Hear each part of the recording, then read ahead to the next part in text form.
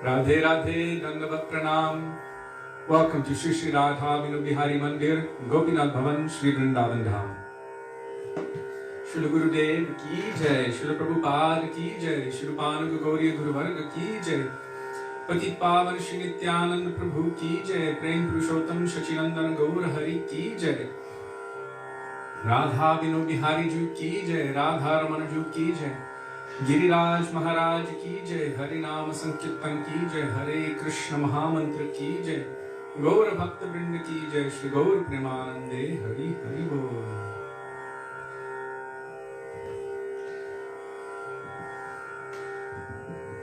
So we will begin with Mangalacharan, page 1 of this book, Shri Gauri Giti Guccha, Vandeham Shri Guru Shri Yuta Padakamalam. Dandavat Pranam Vaisnavas.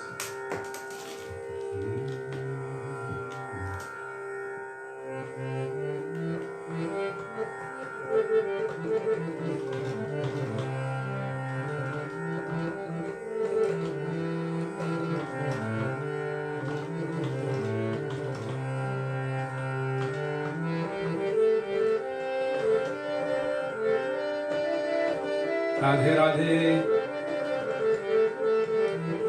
Haribo.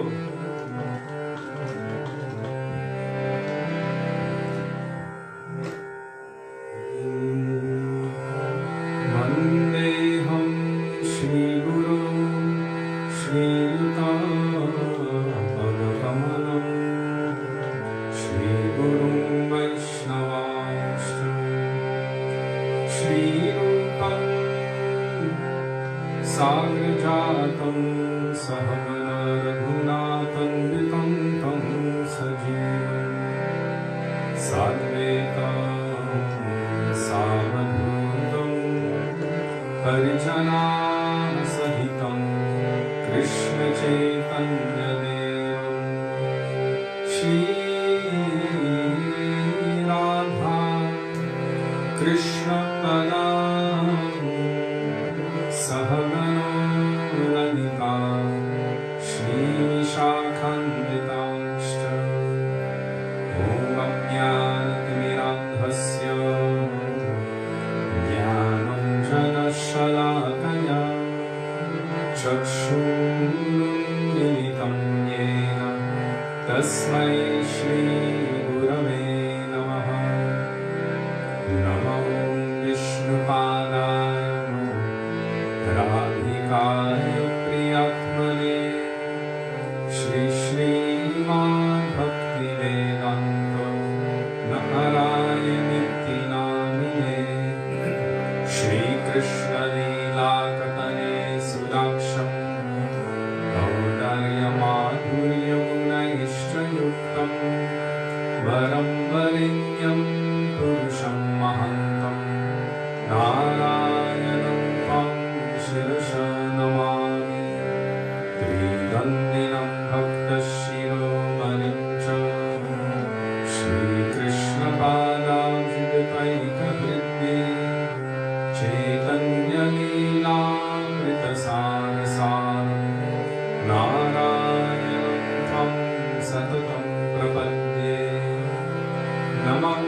Vishnupadaya Krishna Presthaya Bhutale Srimate Bhaktivedanta Swami Niti Namine Namaste Saraswati Deve Gauravani Pracharine Nirvishesha Shunyavani Paschatya Deshatarine Namam Vishnupadaya Gaurapresthaya Bhutale Shri Srimad Bhakti Pragyana Keshavayati Namine Ativartyacharitraya Svashritananchapaline Jivanute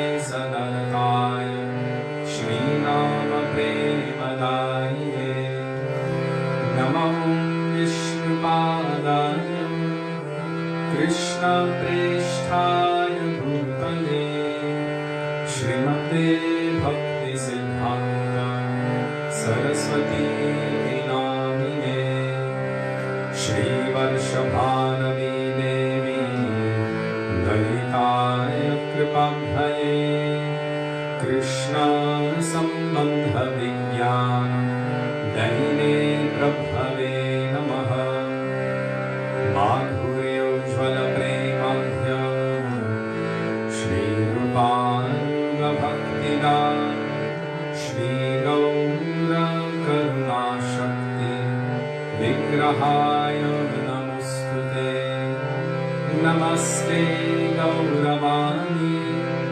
Shri Murtaye Dinatarine Rupanuga Vinodhava Siddhanta Bhattaharine Namo Gauratishodaya Sakshat Vairagya Murtaye Vipranambha Sambodhe Padam Pujayate Namo Bhakti Vinodaya Satchidanandamine Gauram Shakti Swarupaya Rupanuga Varayate Gauravirbhava Bhume Swam Nirneshtha Sajanapriya Vaishnava Sarvabhauma Shri Jagannathaye Namaha Vanchakalpatarubhyascha Kripa Sindhubhya cha Patitanam Pavanebhyo Vaishnavebhyo Namo Namaha Namo Mahamadanyaya Krishna Prema Pradayate Krishnaya Krishna Chaitanya Namde Gaurathishe Namaha He Krishna Karuna Sindhu Dinabandho Jagatpate Gopesha Gopika Kanta Radha Kanta Namostute Tapta Kanchana Gaurangi Radhe Vrindavaneshwari Vrishabhanusute Devi Pranamami Haripriye Jayatam Surato Pambo Mama Manda Matergati Vatsarvasvapmanam Bojo Radha Mananam Mohan Vidyan Vrindaranya Kalpadumano Srimad Ratnagara Singhasanastho Shri Shri Radha Shri Govinda Devo Preshthalihi Sevyamano Smarami Shri Mandra Sarasarambhi Vamshivatatatastitaha Karshande Musvanairopi Gopinatha Shri Stunaha Vrindaye Tulasi Devyaye Priyaye Keshavasya cha Krishna Bhakti Prade Devi Satyavatyai Namo Namaha Panchatattvatmakam Krishnam Bhaktarupasvarupakam Bhaktavataram Bhaktakyam Namami Bhaktashaktikam Jai Shri Krishna Chaitanya Prabhu Nityananda Shri Advaita Gadadhar Shri Vasadi Gaura Bhaktavrinda Cheto Darpanamarjanam Bhava Mahadavagni Nirvapanam Shreya Kairava Chandrika Vitaranam विद्यावधूजीवनम् आनन्दं बुद्धिवर्धनं प्रतिपदं पूर्णामृतास्वादनं सर्वात्मं सफलं परं विजयते श्रीकृष्ण संकीर्तनं हरेर्नाम हरेर्नाम हरेर्नामेव केवलं कलो नास्त्येव नास्त्येव नास्त्येव गतिरन्यथा हरे Krishna Krishna Krishna Hare Hare Hare Ram Ram Ram Hare Hare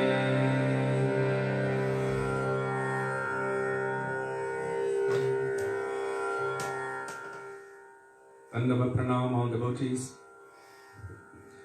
Sudevi is here, but she won't be singing with us today. She's a little bit under the weather, but she'll be back in full potency tomorrow.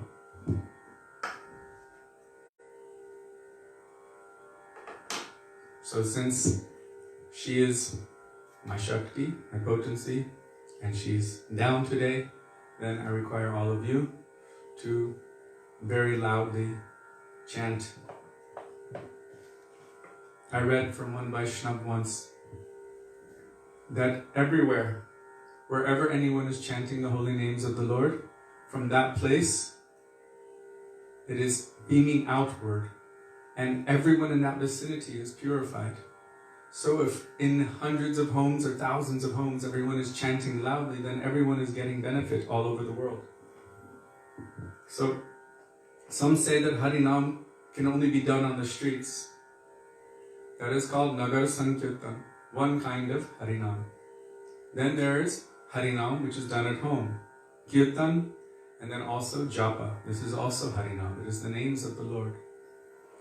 And then our Srila Gurudev, Srila Bhaktivedanta Narayan Goswami Maharaja, he said, what is the most powerful form of Kirtan? He said it is Harikatha, discussion of the glories and the pastimes of the Lord. He said, who is the best Kirtaniya? Shukadev Goswami. And then he mentioned all of our Goswamis, Rup Sanatan, Raghunath Bhatta, Gopal Bhatta, Raghunath Das Goswami, Jiva Goswami. He named all of them, and he said, and our Bhaktivinoda Thakur, Bhakti Siddhanta Saraswati Prabhupada, our Param Gurudev Bhakti Pragyan Keshav Goswami Maharaj, our Srila Bhaktivedanta Swami Prabhupada, he said they are the best Kirtaniyas. So they're always chanting the glories of the Lord, the names of the Lord, glorifying His forms and pastimes. They are the best Kirtaniyas. And for us, we can pray in the dust of their lotus feet that may even a drop of their moods manifest in our hearts, so that one day we might also be able to glorify and serve Krishna through the medium of Kirtan. So now,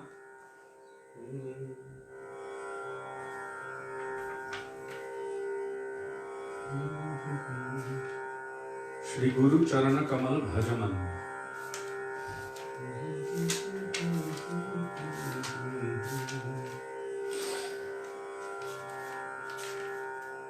Sudevi, can you get me the remote for the AC? It's blowing on my face, it's too much.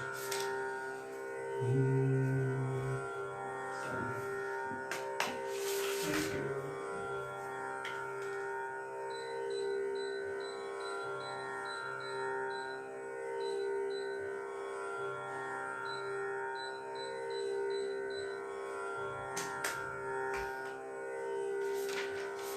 What page is that? 359 in the songbook.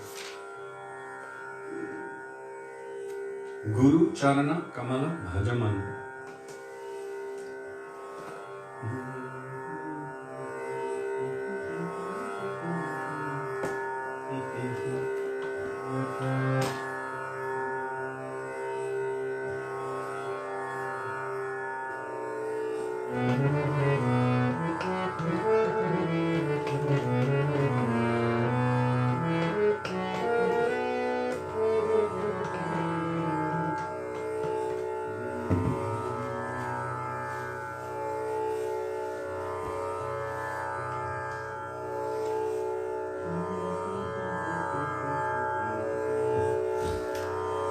Shri Guru Charana Kamala Bhajaman Shri Guru Charana Kamala Bhajaman Charana Kamala Bhajaman Charana Kamala Bhajaman Charana Kamala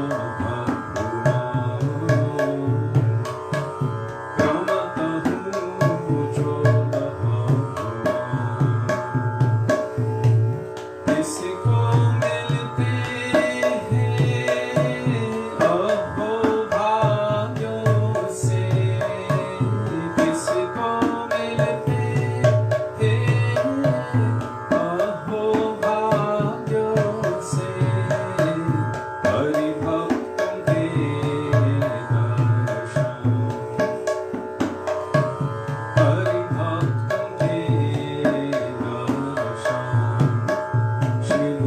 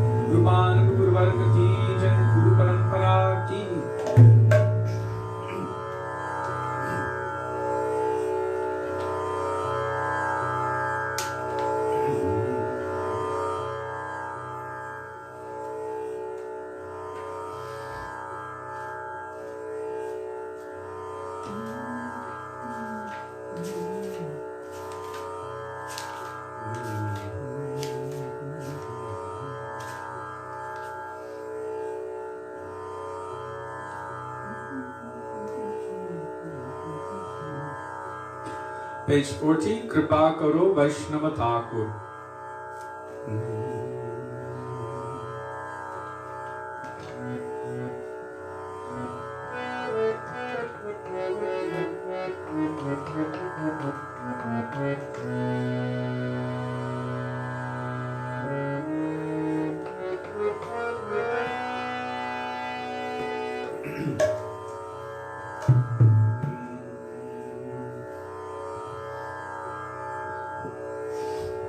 If you don't have a songbook, then Jiva Pavana Prabhu very kindly posts the bhajans in the comment section of the thread. So just go to the most recent post of Jiva Pavana Prabhu, and there you will find the bhajan along with its translation and sometimes beautiful commentaries posted.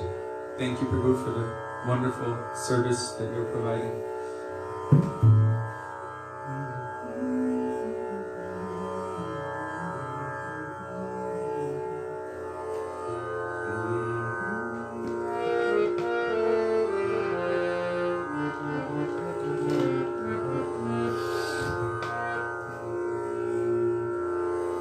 Kripa Karo Vaishnava Thakura, Kripa Karo Vaishnava Thakura,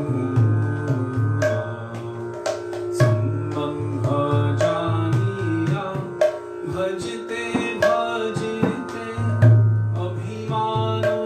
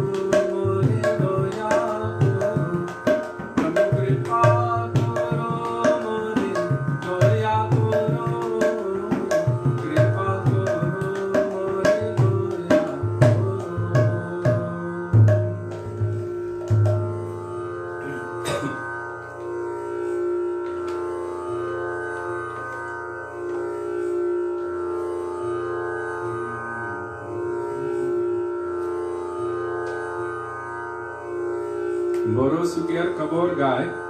Or maybe we should sing for Srila Rupa Goswami first. Have some time. 1 second. Rupa Goswami.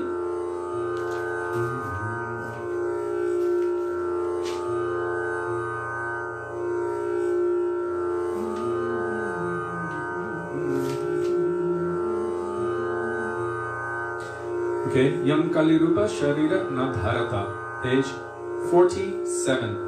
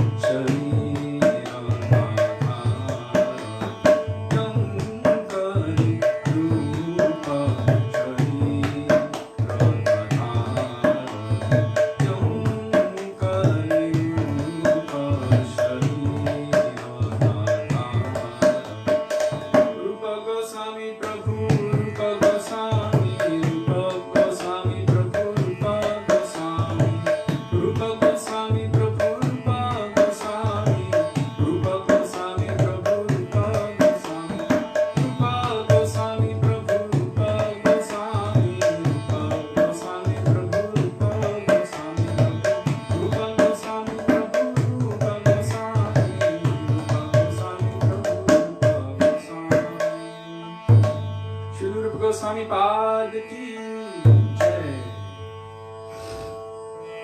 So I'm a little bit allergic today.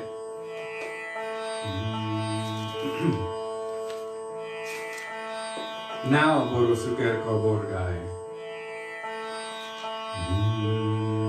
Page 164 in this songbook, or wherever Jiva Pavana Prabhu posts in the thread.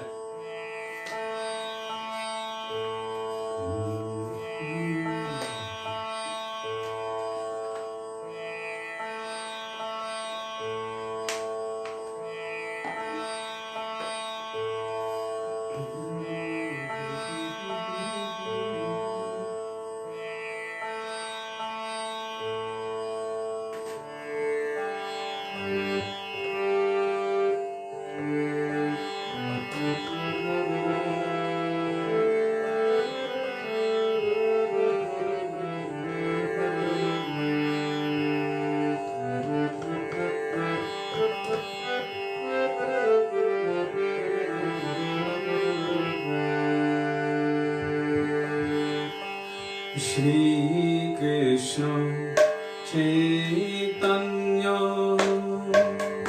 Prabhu Nityananda Shri Krishna Chaitanya Prabhu Nityananda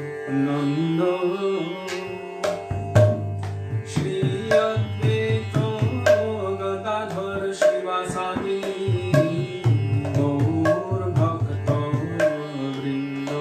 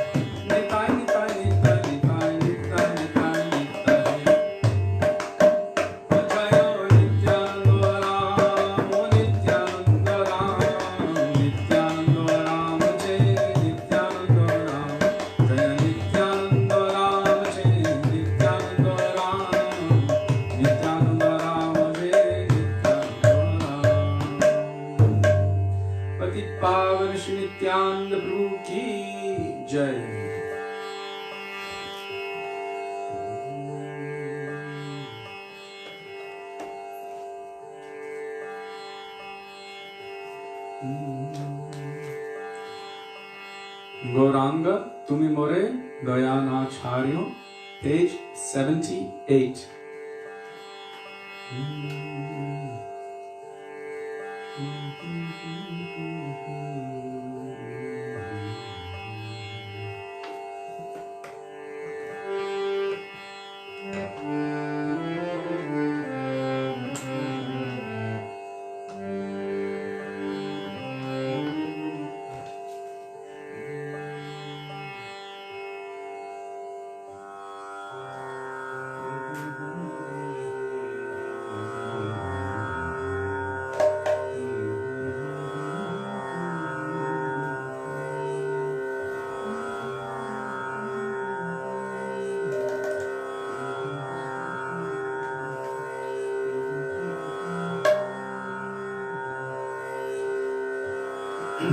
Gaurango tumi more doyana chari ho. Gaurango tumi more doyana chari ho.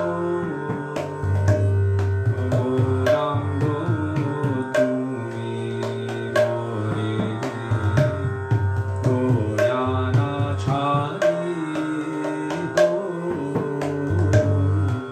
Gora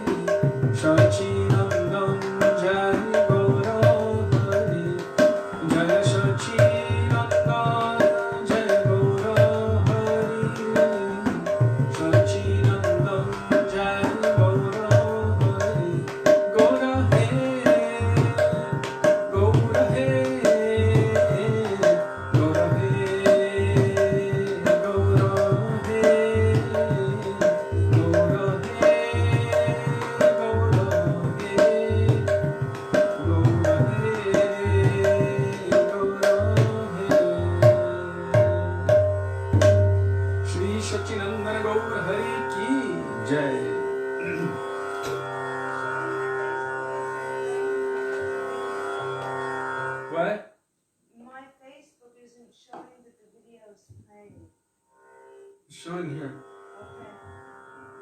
Hare Krishna.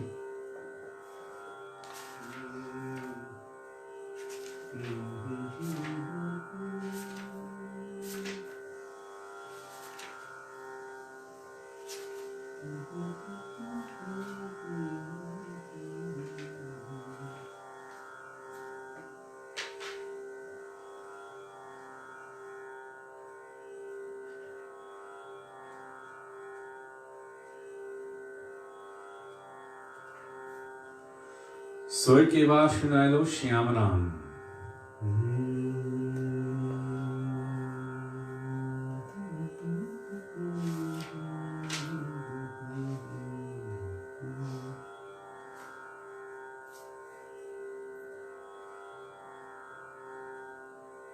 Page 183.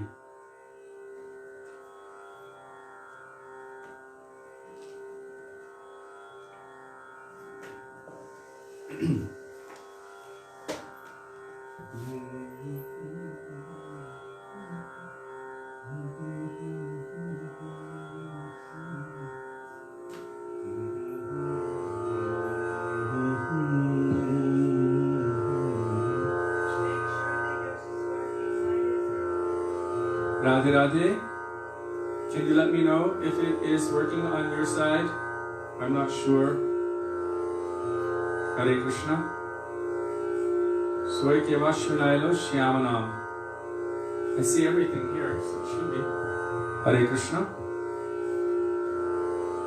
I've turned it off and on, and I've refreshed it, and it's just saying. What are you connected to? Hare Krishna. Keep an eye. Alright. Please let me know if you can follow. It's all going. Take it. So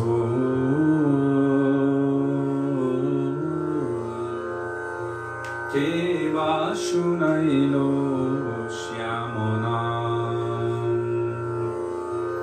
So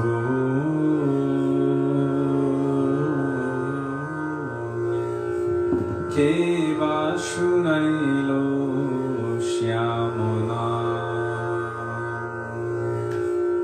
Keva Shunailo Shyamonam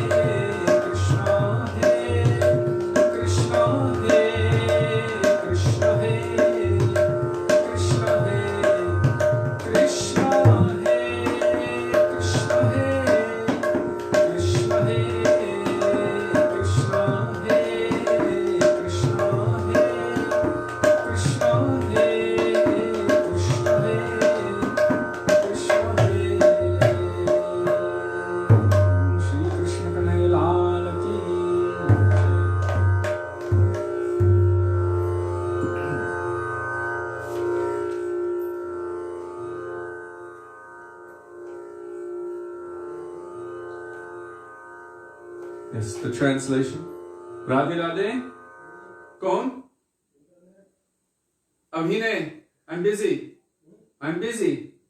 मेरे सेवा हो जाएगा. राधे राधे. कल दिन के समय, रात के समय ने. Radhe Radhe.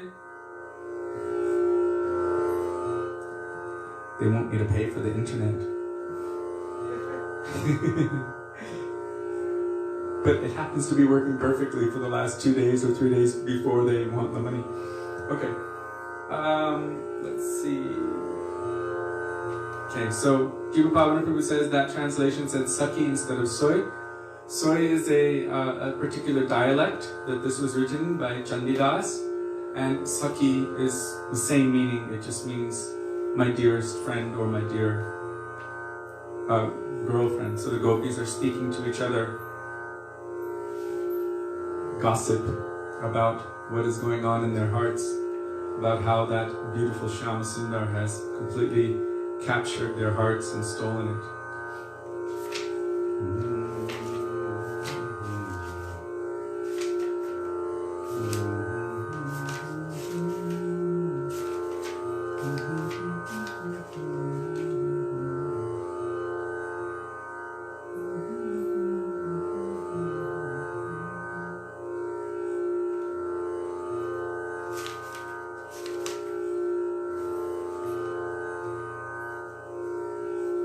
Are there any particular requests for Srimati Radhika Bhajan?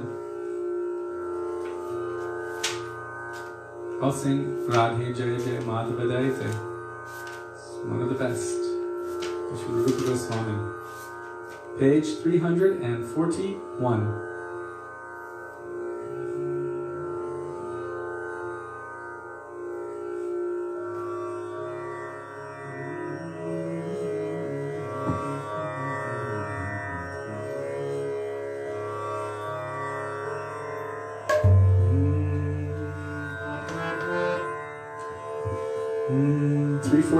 Radhe Jaya Jaya Madhava Daite.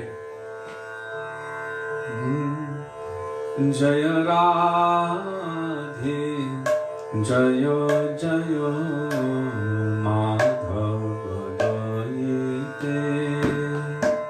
Radhe Jaya Jaya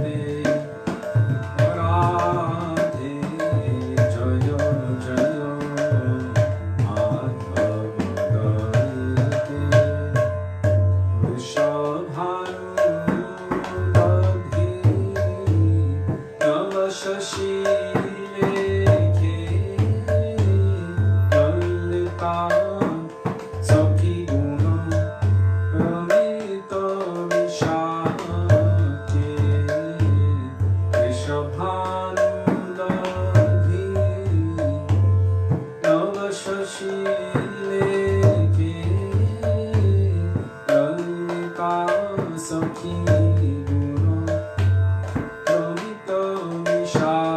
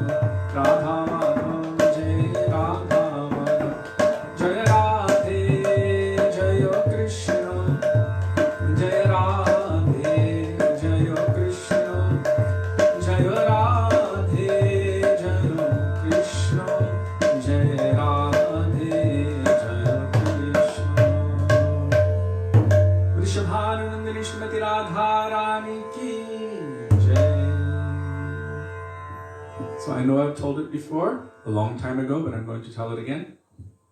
Two things that Srila Gurudev personally showed me or instructed in front of me.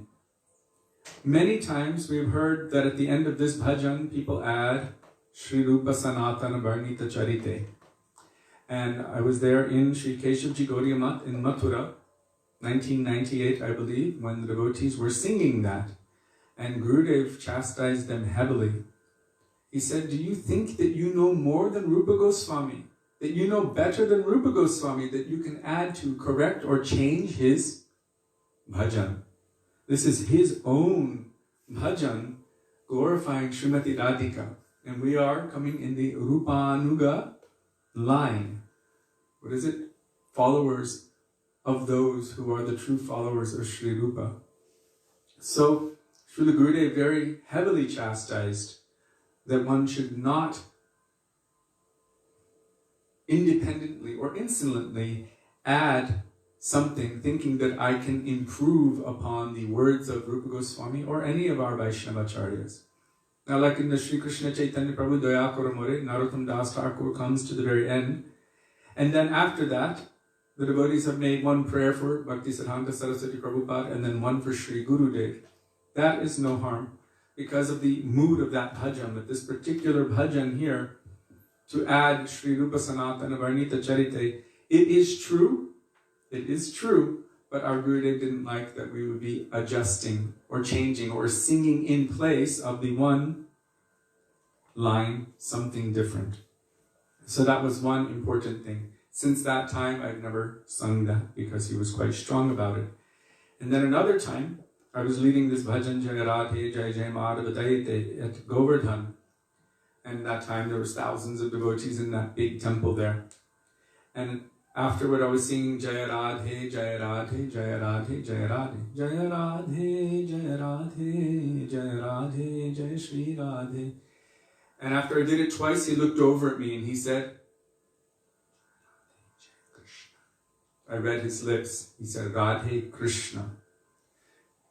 So he wanted me to sing Radha and Krishna's name together. Here we have Radhe Jaya Jaya Madhava Dayate. So Radha Madhav, and then Damodar Rati Vardhanaveshe. This is also Radha Damodar.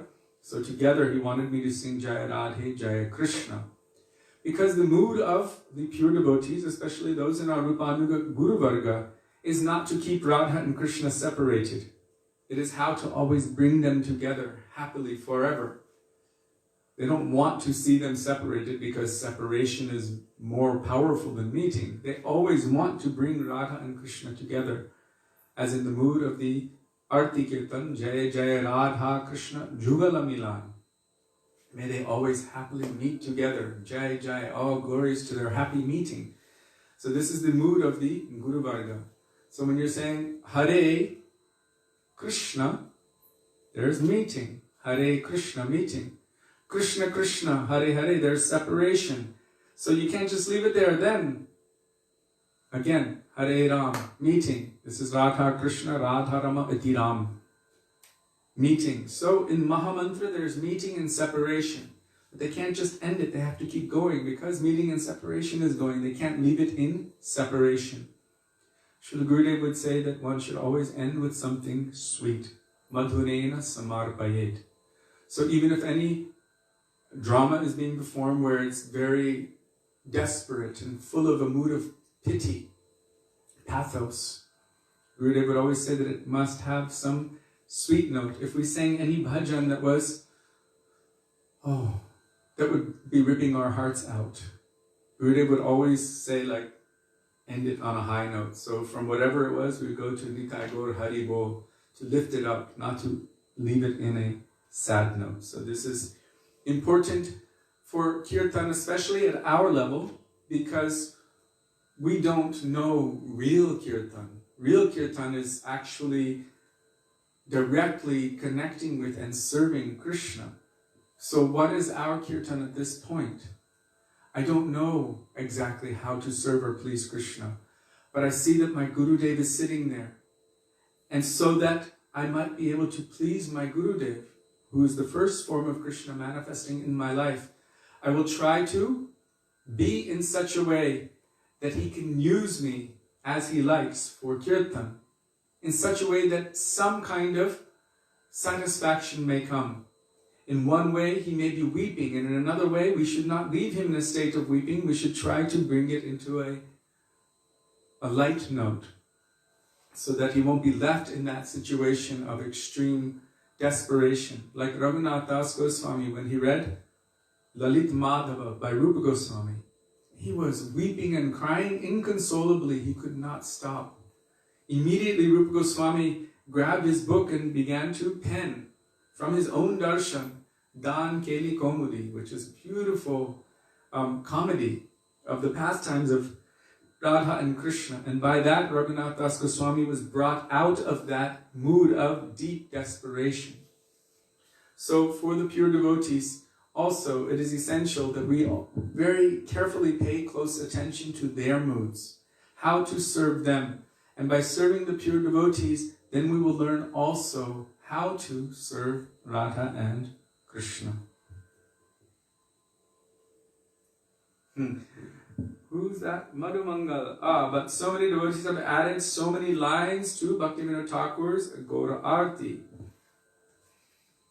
From my understanding, the lines which have been accepted by those who are Tattvadarshi or pure devotees,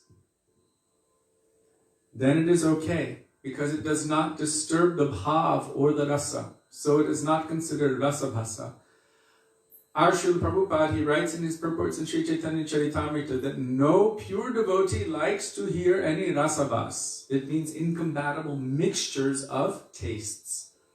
So if something comes in which throws the bhav or the mood off, the pure devotees will hear it or feel it, or it can create some incompatible mood in their heart. And it is not only disturbing for them, but also for the person you are doing arti for. That's why it's disturbing for them. So when we hear Gorangir Arati Shobha Jagajana Manalobha, or Shanka Baje, Ghanta Baje, Madhura Madhur Madhura Baje, like that, we have heard Srila Prabhupada chanted, we have heard our Gurudev chanted, or he was there when it was being chanted, and he did not stop it. So we should also see and understand according to their bhavs and their moods. Just like when Sri Guru gives a commentary on the verses of Srimad Bhagavatam, that commentary is also not different. Does that clarify the point? That commentary we should not reject because it is not the exact verse of Bhagavatam. That commentary is also not different from those verses in Bhagavatam. What is Shastra? Srila Bhaktisiddhanta Prabhupada, Saraswati Prabhupada states that scripture is nothing but the words of the pure devotee. And then if you look everywhere, Gurudev said, what will you see? Shukadev Uvacha, Sri Narad Uvacha. One great personality after another is speaking and giving so many essential points to bring our hearts forward on the path of devotion. So I hope I've been able to address that point that you asked, Madhumanga. So now we will go to Mahamantra. And for us, because we receive the opportunity to so frequently chant in front of our Srila Gurudev, when we close our eyes, it's very easy to see that he's sitting there in front of us and we're able to chant. The first instruction Gurudev gave me when I came to India in 1996, I was there playing keyboard and leading some kirtans. And of course, so many persons were much, much, much better at leading kirtans than me, and they still are, and I'm finding my weaknesses as I'm singing every day here. But Srila Gurudev instructed me that you should always sit right in front of me so that I can use you for kirtan whenever I like. For me, this is an essential, the most essential principle and teaching of Sri Guru. That a disciple should be ready and prepared to be utilized by Sri Guru, however Guru needs, in order to serve. That I am simply an instrument in your service. I remember hearing also, I think it was there was a mass, Christian mass, and they actually used those words. They were praying to God to please utilize me as an instrument. And if we take this mood upon coming to the lotus feet of Sri Guru, that let me just be your instrument, use me as you like, as you please, as you see fit. And then if we allow ourselves to be that, then we can please Sri Guru. And by pleasing Sri Guru, this will be able to make it that Krishna will be pleased. By that simple thing. So to be able to accept this, and I'm still praying to be able to accept it, that I can be utilized by him whenever he likes. Our current problem being down in this material world is that we understand it theoretically, but still we don't want to offer it. Gurudev said, oh, so many are offering their hearts, but they're not giving the key. You need to give the key as well. So I'm praying that one day I might also give the key by all of your mercy and by all of your grace. If any of you are a little bit satisfied that I am continuing this seva, then please bless me that I might be able to one day really please my Gurudev. So now we will start with Hare Krishna Mahamantra.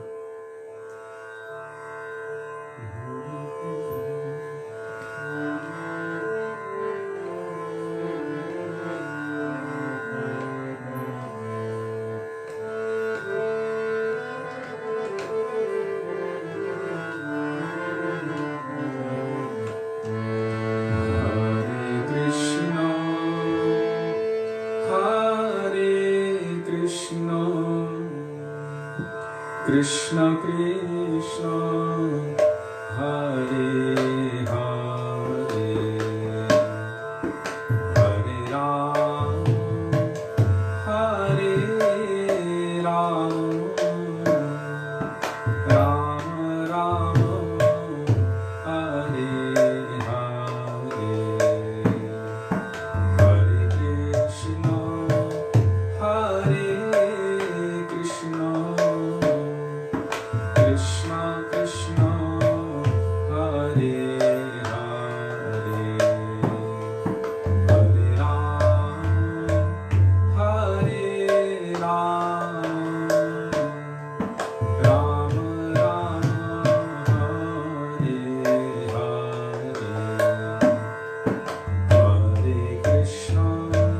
Hare Hare Hare Krishna Hare Krishna Krishna Krishna Hare Hare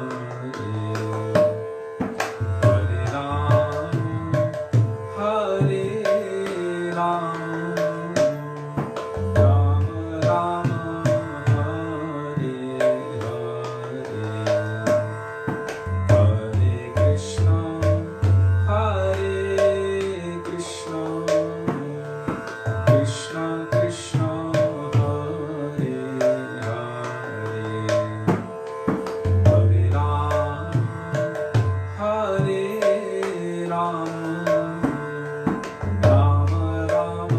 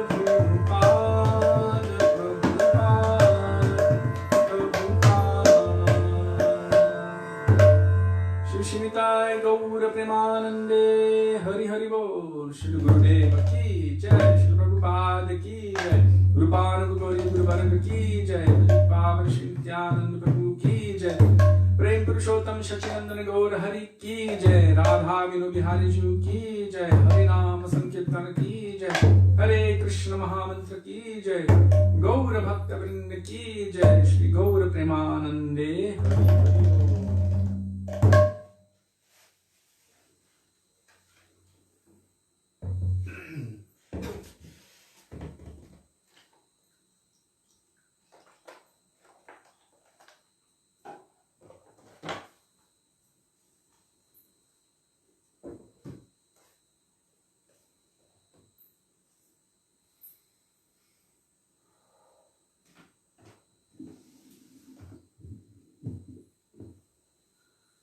Gurave Gaurachandraya Radhikaya Tadale Krishnaya Krishna Bhaktāya Tadbhaktāya Namo Namaha Ajñānatimirandhasya Jnananjana Shalakaya Chakshurunmilitam Yena Tasmai Shri Gurave Namaha Nama Om Vishnupadaya Radhikaya Priyatmane Shri Srimad Bhaktivedanta Narayana Namine Nama Om Vishnupadaya Krishna Presthaya Bhutale Srimate Bhaktivedanta Swaminiti Namine Vancha Kalpatarubhyascha Kripa Sindhubhya Evacha Patitanam Pavanebhyo Vaishnavebhyo Namo Namaha Shri Krishna Chaitanya Prabhu Nityananda Shri Advaita Gadadhar Shivasadi Gaura Bhakta Vrinda Hare Krishna Krishna Krishna Hare Hare Hare Rama, Rama Rama, Hare Hare.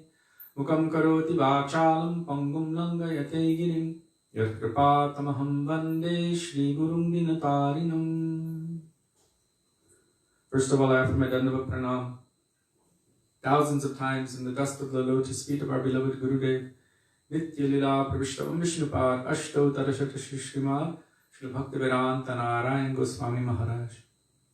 In the same thousands of Dandava Pranam, in the dust of the lotus feet of Nitya Lila Pravishna Om Vishnupad, Ashtottara Shri Srimad Shri Bhaktivedanta Swami Srila Prabhupada, and to all of our Rupanuga, Gauriya Guru Varga, and to all Vaishnavas, past, present, and future, including all of you who are present with us today, I offer my Dandava Pranam.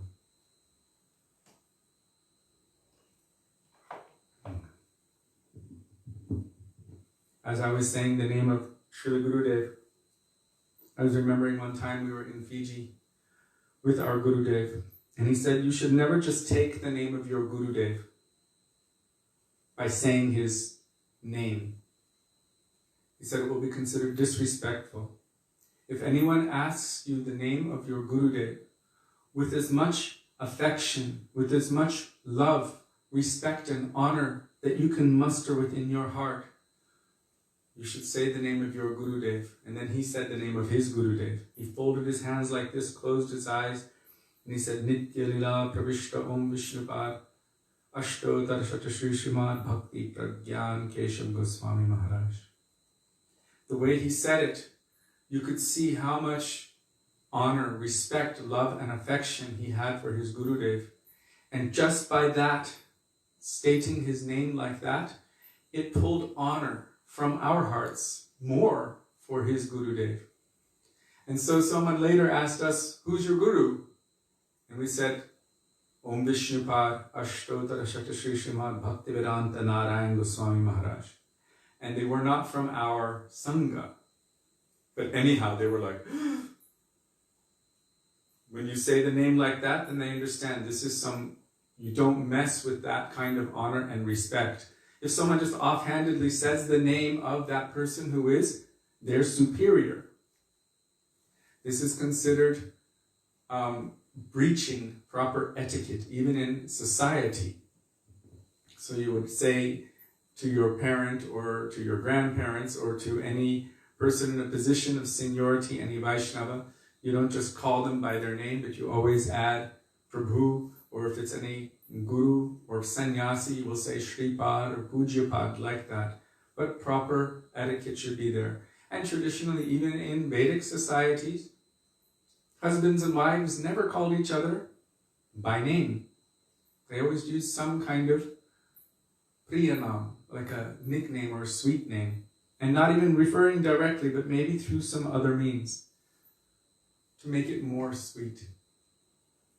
So it is said that if a lady calls her husband by his name, that it's considered inauspicious, and also vice versa. So one should take the name of their Gurudev with great honor, great respect, and that will also pull or elicit respect from those who are hearing how much honor and respect you have for your Gurudev. I was just remembering that when I was saying his pranam mantra. So let me just read what David Key wrote. Oh, Madhava, Hare Krishna, Dhanavad. Okay. Thank you. Thank you for your blessings. We need them. So today we will continue going beyond Vaikuntha, which is the beautiful one of the beautiful commentaries of our Srila Gurudev on the beautiful manifestation of the heart of Sri Sanatan Goswami, known as Sri Brihad Bhagavatamrita. So this is the commentary on the section relating to the journey of Gop Kumar. Before entering into this beautiful treasure and examining its contents, we will pray in the dust of the lotus feet of our Gurudev and Sri Sanatan Goswami in the words of Sri Raghunath Das Goswami. Vairagya Juga Bhakti Rasam Prayatna Apayanan Mam Anubhipshamandam Kripam Budirya Paradukuduki Sanatanaspam Prabhum Ashrayami. Begging in the dust of their lotus feet that may even a particle or many particles of their moods, which are present within these pages, manifest within our hearts.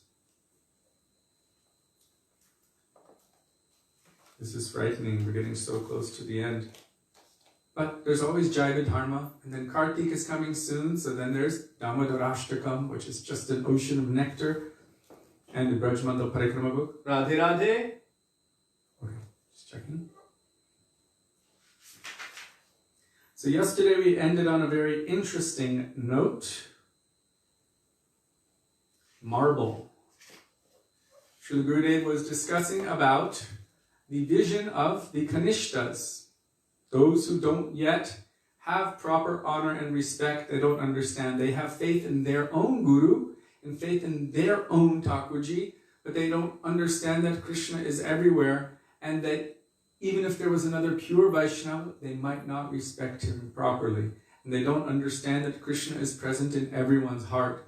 So this is the symptoms of a Kanishta, or an immature or neophyte person on the path of devotion. They have something, they have faith in their Thakurji, they have faith in their Guru, but they don't honor other Vaishnavas properly, they don't honor other Thakurjis properly.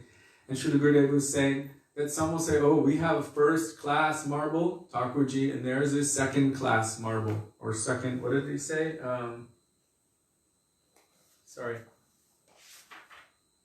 Second number marble. So I gave the example of our Param Gurudev Bhakti Pragyan Keshav Goswami Maharaj, how he installed Radha Vino Bihari And some people were mocking him, saying, oh, he installed white Krishna, white marble Krishna, because he couldn't afford the slightly more expensive black marble Krishna. So they were looking at it with material vision, and then he manifested this Vinod Bihari Tattvashtakam Radha Chintaniveshena Yasya Kantir Vilopita Shri Krishna Charanam Mande Radha Lingita Vigraham, showing the depth of his moods, why he had established that complexion Krishna. People were looking at it from a mundane perspective, and he was seeing the beautiful pastimes of Radha and Krishna, which is the prelude to the appearance of Sri Chaitanya Mahaprabhu. How Krishna is so desperately absorbed day and night, thinking about Srimati Radhika, that he himself took her complexion, being fully embraced by her. Because in the transcendental realm, thought is not just a thought. Chintamani Dham, Vrindavane Ramya Sthana Divya Chintamani Dham. It is the transcendental Chintamani. Every thought has a reality reciprocation. So Krishna is meditating on and deeply absorbing himself in or on Srimati Radhika. This absorption takes over, completely embraces him, in essence encapsulating him. Srila Gurudev said every part of his body embraced by Srimati Radhika, and by this he manifested that complexion, Gauranga. So this was the prelude to Krishna desiring to understand what it is about her that is so amazing. Radhaya pranaya mahima kidrishavanayaiva ashvadyo yena bhutamudurima kidrishavamadiya sokyam chasya maranubhavata kidrishameti lobhat tadbhavadyam samajini shachigarva sindo harindu. Desiring to understand the moods and the depth of the moods, what Srimati Radhika is experiencing upon loving Krishna and what she's experiencing upon receiving his love, and how great her love is. Krishna himself, imbued with her moods and sentiments, Radha Bhava duty, Suvalitam, Krishna himself, completely absorbed in her moods, manifesting this complexion, came manifested from the womb of Mother Shachi, like the moon rises from the ocean. Shachigarva Sindo Harindu. So, very, very beautiful and deep conceptions. And this is what Param Gurudev manifested. So yesterday we were talking about how so many people, we understand that yes, when one has their own Thakurji, of course they will be exclusive to their Thakurji. This is normal and natural. But to think or to say that yours are small and mine are big, therefore mine are better, or yours are at home and mine are in the temple, therefore mine are better, or yours are white and mine is black, or yours are black and mine is white, or yours are brass and mine is marble. All of these are material considerations. Or yours were installed only last year and mine were installed 1,000 years ago. This idea is also prevalent or present. We should understand that when Sri Guru or the pure devotee calls Krishna, then Krishna is bound to be there. It is not different from Krishna. So we can't say that because Bhaktivedanta Thakur installed this Thakurji and Rupa Goswami installed that Thakurji, that either one is not Krishna. They are both Krishna, but according to their particular specific bhav. So we can't discriminate like that unless we have the eyes to see. And even then, we should understand that no material consideration should superimpose itself onto the spiritual consideration. The qualification of my Gurudev to call Krishna to manifest in these forms, to manifest through and to accept service, is no less than the qualification of his Guru Parampara, of his Rupanuga Guru Varga. So to discriminate like that, then Gurudev said we will be making aparad or offenses, seva aparad. And this is the vision of someone who is very neophyte. They don't understand. Oh, this is Giriraj. This is Shalagram. they're more special than Radha Vino Bihari. No, we shouldn't see it like that. They're present there, and then Gurudev calls Krishna's presence here. So then Krishna is present in both.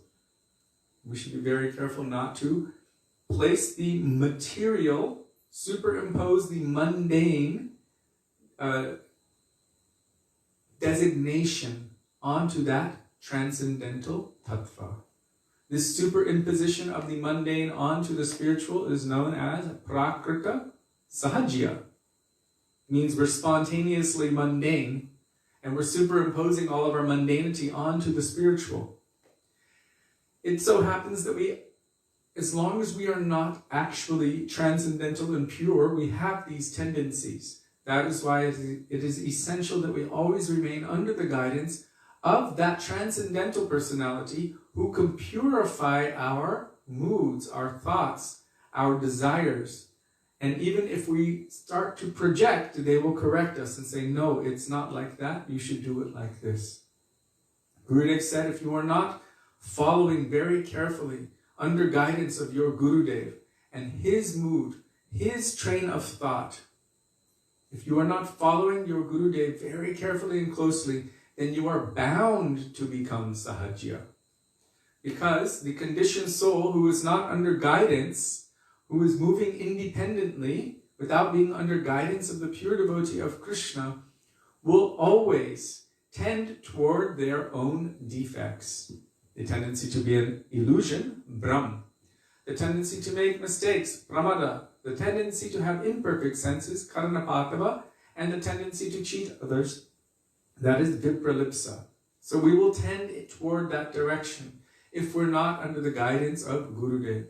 But when we're under the guidance of Sri Guru or the pure Vaishnavas, then when they see that we are veering off because of our conditioning, they will correct us, adjust us, so that we can continue properly on our path. So it is essential that we're always under guidance. And if we're not able to be physically under guidance, then we take Shastriya Sadhu Sangha. Our Param Gurudev Srila Bhakti Pragyan Keshav Goswami Maharaj mentioned that it is essential that when one is not taking direct physical association of pure sadhus, that we should take their association in the form of their instructions and the scriptures.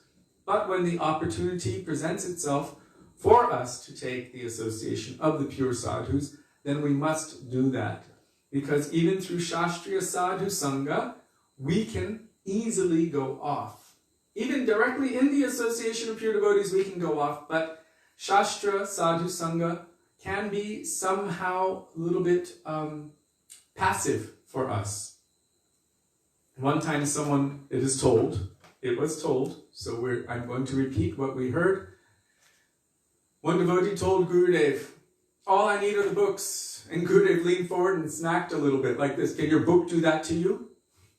In other words, can your book chastise you when you're going off? If we're looking at the book through our jaded vision, through colored lenses, then we might only pick up what we like and reject whimsically what we don't like. But Sri Guru will come in and say, no, you must accept this and this and this and teach us how to do it. So Guru takes that active role in our life. We spoke about that yesterday, so it is essential for us to always be under guidance. Srila Bhaktisiddhanta Saraswati Prabhupada says, to always be in sadhu sangha at every moment, or else even the valuable gems that we have already received can become lost. And then we'll be in a very pitiful condition. So what we've already received, we should try to retain, and we should try to increase that currency. What we have received, what is that? Bhakti Sukriti. These spiritual merits which enable us to be able to comprehend, to be able to receive and digest transcendental subject matter. Until one day, tunde tandavani vitanute tundavali labdhaye. Oh, how much nectar will these two syllables, Krishna, produce, that I will not have any attraction for anything else. I will just require millions of tongues to taste that nectar and millions of ears to drink that nectar. Until that time comes. But we must always be under guidance, even after the attainment of Krishna Prema or perfection, still association with Krishna's pure devotees is the most essential thing.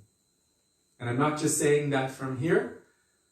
Krishna prema janme tenho puna mukhya anga. Puna mukhya anga means again, it is the most essential limb or thing in our life. The association of Krishna's pure devotees. And what do you see in Vrindavan? Transcendental Vrindavan. What are the gopis always doing? They're always reminiscing and speaking very carefully with each other about Krishna. Srimati Radhika is speaking with Lalita Sakhi about Krishna. Who is that person that I fell in love with? I just heard that name. I saw that picture. And I heard that flute song. And I fell in love with three separate. They're discussing it with each other all the time, gossiping about Krishna, absorbing their minds completely, day and night, in Krishna. So today, Sudevi and I were discussing that the things of this material world are very attractive and distractive. We can become so absorbed in all of the things of this material world. All of the pleasures, all of the pain, all of the grief, all of the fear, all of the happiness. It's very intelligent. I'm going to say Maya is very intelligent. How to attract and distract us and absorb us in all of the things of this material world. And we can feel our own pulse and see how much absorption we have in everything of this material world versus how much real, true absorption we have in subject matters or personalities to do with the transcendental realm. And we can be honest with ourselves, maybe not with others. It's sometimes easy to put on a good front, but we know what's going on inside. Like Srila Gurudeva Maharaj would say, stupid mind, stupid mind. We know what's going on inside our own mind and heart to some extent. Maybe we don't even know the extent of foolishness or stupidity that is going on inside that is holding us back from actually taking to the process of bhakti what our gurus have given us. But still, all of this absorption in this world, the result of all of it, through all of our different emotions, lust, anger, greed, madness, envy, pride, attachment, all of these different things, our fears, everything, it binds us in this world and forces us to have to continue in this cycle of samsara. So the function of the pure devotees, the function of Shastra, the function of sadhus, Gurudev, Vaisnavas, and all of the processes, all of the activities of bhakti is to somehow or other absorb our minds, our intelligence, our bodies, our words, our activities, our senses in subjects relating to Krishna and bhakti. For that, Krishna says, Manmana bhava madbhakto. Always absorb your mind in thinking of me, meditating on me. Become absorbed in Krishna. And he says, for that person who is absorbing their mind, their body, their words, their everything, becoming his devotee, worshipping him, offering pranam to him, always thinking of him. He says, Pratijani priyosime, that person is very dear to me. So only to have this mood that, oh Krishna, you are the supreme, this is one thing. But to come into that position or situation where Krishna is looking, thinking, oh, this person is dear to me. That is something different. It's something very different. When Krishna feels indebted towards someone, or when Guru feels indebted towards someone, this is a sign of rapid success, you can say. Gurudev said it may or may not be that Krishna wants to see someone. But if someone is extremely eager to see Krishna, then he will want to see them first and foremost. So as our Srila Prabhupada would always say, We should try to be in such a way. That means our hearts, our mind, our absorption, our attention, our daytime, our nighttime, and whatever activities we do, and especially our heart, our bhavs, should try to be in such a way that Krishna will want to see us. That he will notice, oh, look at my devotee is making this endeavor. And our Srila Gurudev said that if someone is always with me and serving in so many ways, he said, for sure my mercy is flowing toward them. But if anyone is very far away and still struggling day in and day out to serve, even if they're all alone, but they're trying to serve, they're trying to hold tightly to my instructions. He said, what to speak of my mercy being with them? He said, my heart melts and flows toward them. So Krishna also, in the same way, his heart will melt and flow toward us if Guru's heart melts and flows toward us.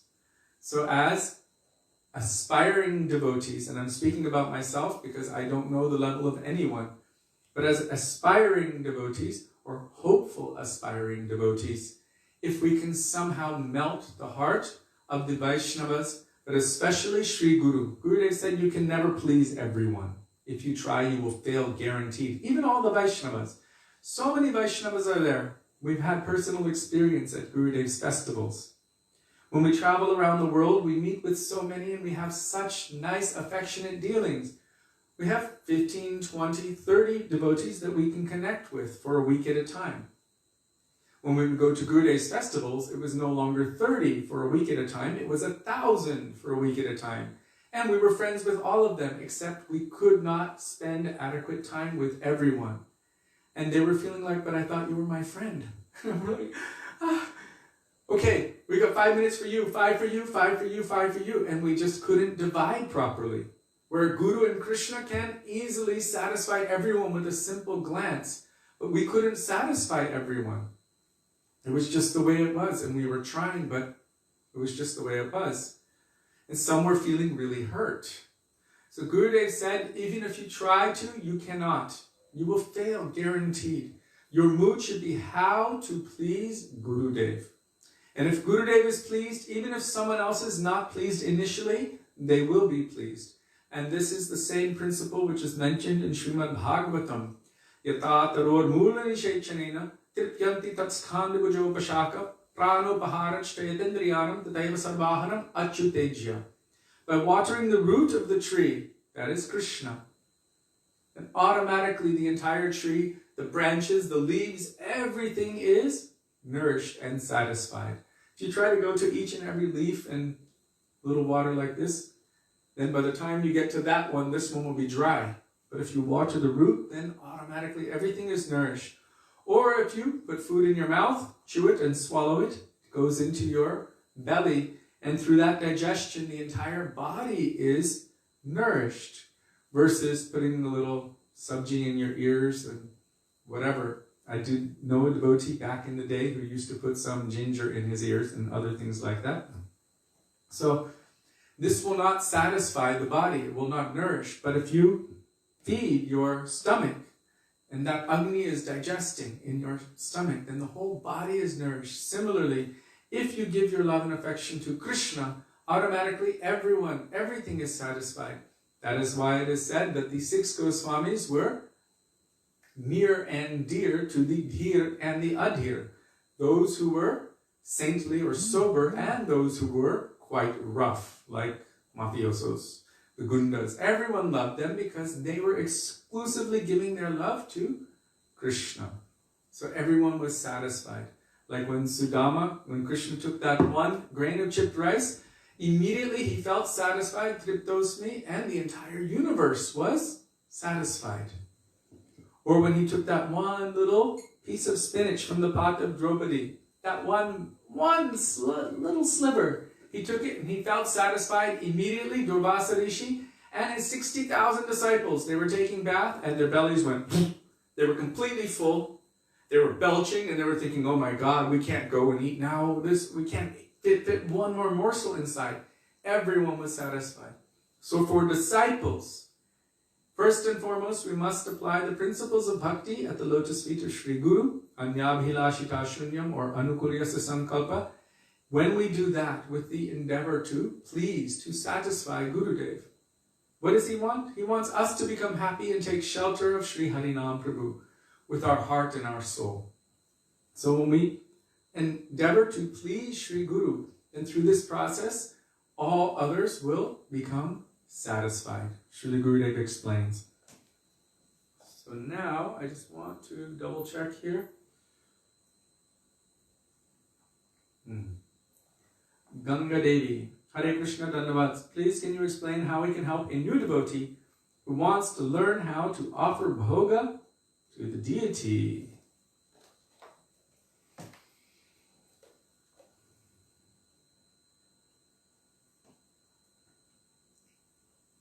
When we came to our Srila Gurudev, it was like a miraculous revolution in our lives. Because up until that point, at least for myself, and I'm pretty sure also for Sudevi, and so many others, there was a lot of ritual, and maybe a desire, but not an understanding of what exactly was going on. I specifically remember my mother. We would go to my grandmother's house on the weekend, and she would be there ringing a bell on the floor. She would chant Prabhupada's Pranam Mantra, then Namo Brahmanya Devaya, Go Brahmana Hitaya Cha, Shri Krishna Chaitanya Hare Krishna, and say it is offered. And my grandmother always used to complain how my mother would be on the floor for hours ringing that bell and saying all those words. When we came to our Gurudev, he made it very practical. So practical, in fact, that the mantras are there, but I realized that those mantras are actually symbolic of the mood in the heart. That if that mood is there, naturally it will come out, either in English or in Sanskrit, in that same way.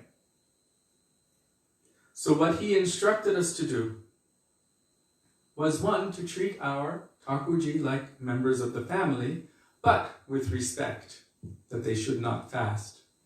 And so, if you think about, I'm going to speak a little bit about Indian culture or Vedic culture, because in the West it's different. But you ask for a new devotee who wants to learn how to offer bhoga. So, first of all, we can understand that on my own I don't have the capacity to directly offer to Krishna. Because what power do I have to call Krishna? If I had that power directly, then every mantra would be Shuddhanam, or the pure holy name. So before embarking on any activity on the path of bhakti, first we call on our Gurudev, who is a specific form of the mercy of Krishna, who actually directly connects to us and connects our whatever little bit of affection, love, or service mood that we have, connects that to Krishna. So from that perspective, we can look at it like, okay, Gurudev is going to be the official receiver of Krishna. Krishna is coming for lunch today. So what happens when someone comes? Well, before they come, you prepare so many nice preparations. Even in the preparing of the food, the bhoga, starting from the moment one purchases it, one should be meditating on how this will be pleasing to the object of one's love and affection, not our family members, but to Krishna. Family members should come afterward and receive the Mahaprasad. But first, this is for Krishna, so no one should lust after it. So we bring it home with that mood of preparation, and we see that we are assisting our Gurudev in assisting Srimati Radhika in cooking for Krishna. So as a Gopi Bhaktu Padakamalyor Das Das Anudas, that I am the servant of the servant of the servant. So this is the one aspect, the preparation. But for offering, now we've assembled all of the beautiful preparations on the plate to offer. So the first thing we do is call Gurudev. Now imagine Gurudev has come from outside. What will we do? Oh Gurudev, please come.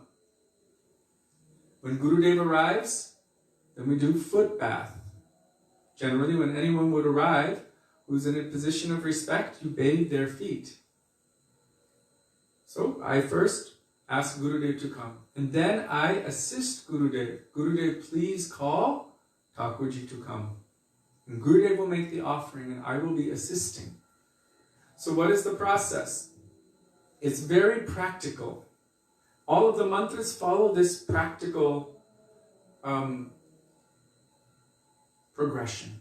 All of those mantras for offering follow such a practical progression. Now Krishna is coming. Okay, Krishna is coming. Then we wash the feet of Krishna. So this is the first thing. Then you offer seats. Right? For anyone who comes to your house, you offer them a seat. You welcome them nicely. Even if it's an enemy, you should offer water and sweet words. But here we have Krishna. So from that point, then we're saying, please come. Here, I have brought this bhoga for you. And then, oh, Krishna doesn't accept anything without Tulsi. He loves Tulsi so much. So we give him what he likes. This is also practical.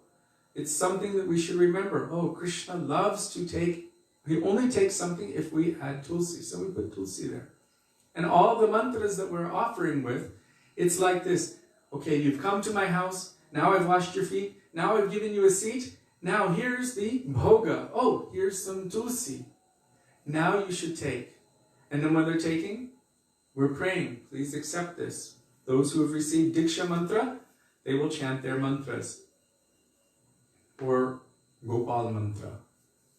And then after some time, just as if someone very special came to your home and you fed them, you've given them something to eat, then you say, okay, it's done now. Then what do you do after you eat? Most people. You wash your mouth. So then you give achman. There's achman before, I didn't tell that, and achman after. Wash your hands and mouth before you eat. Wash your hands and mouth after you eat. And then you let Thakurji do what they want to do. Sometimes in the afternoon you say, okay, you take rest now. After lunch everyone takes a siesta. So it's that kind of thing. And then the Mahaprasad goes in its flow.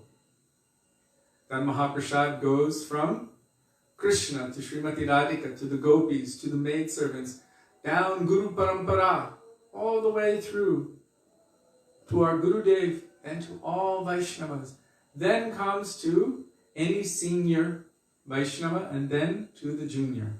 Because mercy is a descending process.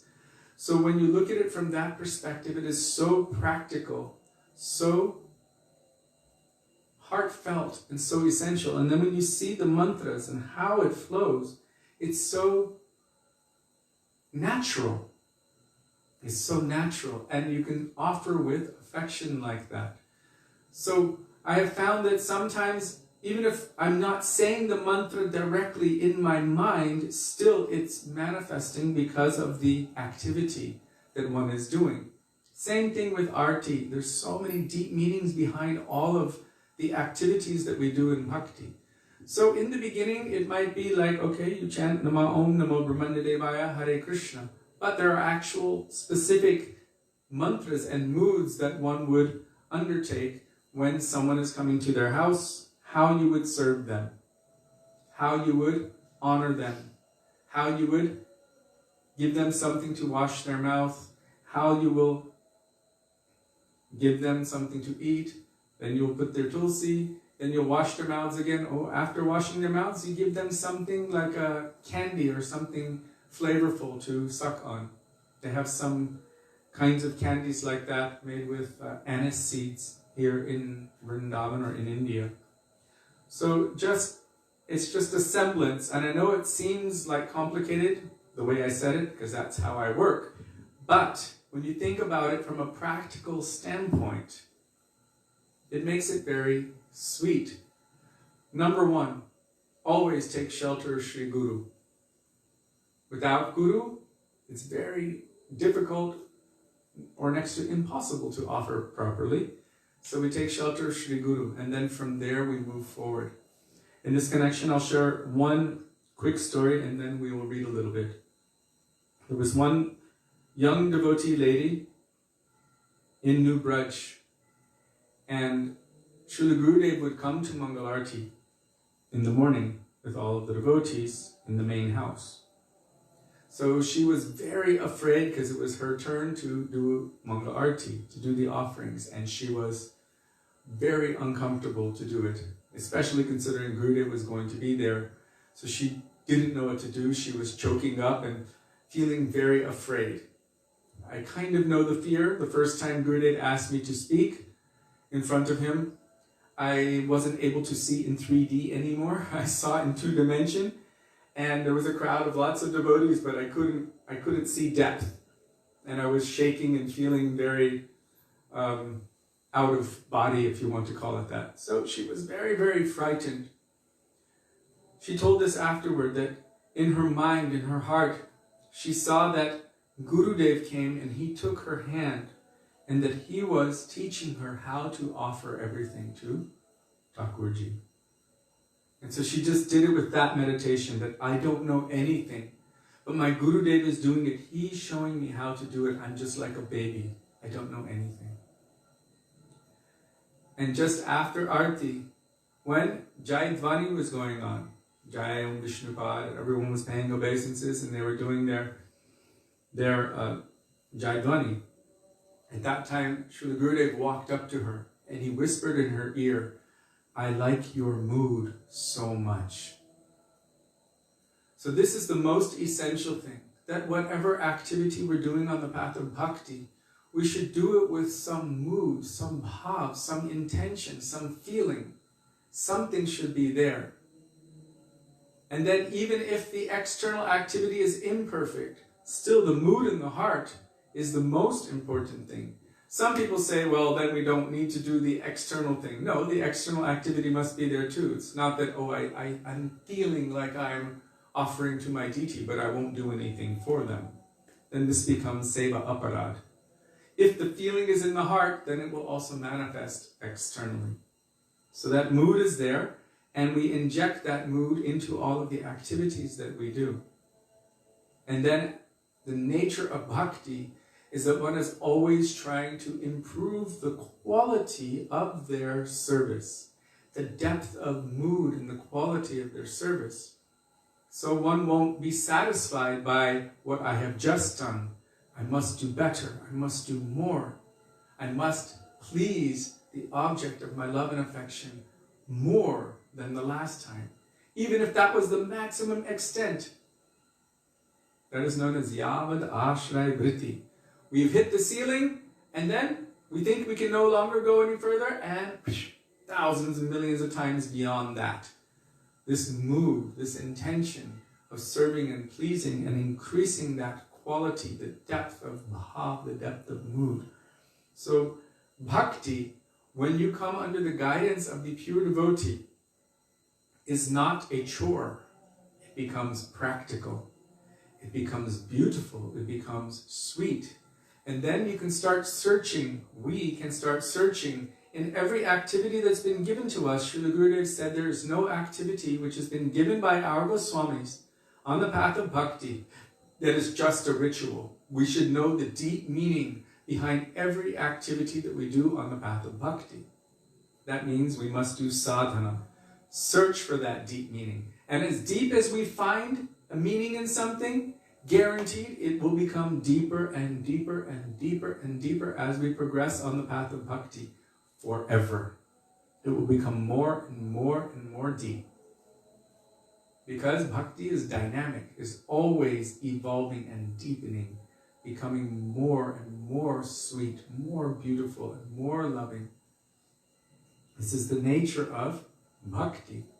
So that deepening of love and affection, that increase of bhav, this comes under the guidance of the spiritual master, under the guidance of and in the association of those who have it. So to associate with devotees, real devotees, this will increase that bhakti in our heart, and then we will see that everything is so practical. Every activity, This is for us to seek and to search. It's our treasure hunt, our very own personal treasure hunt.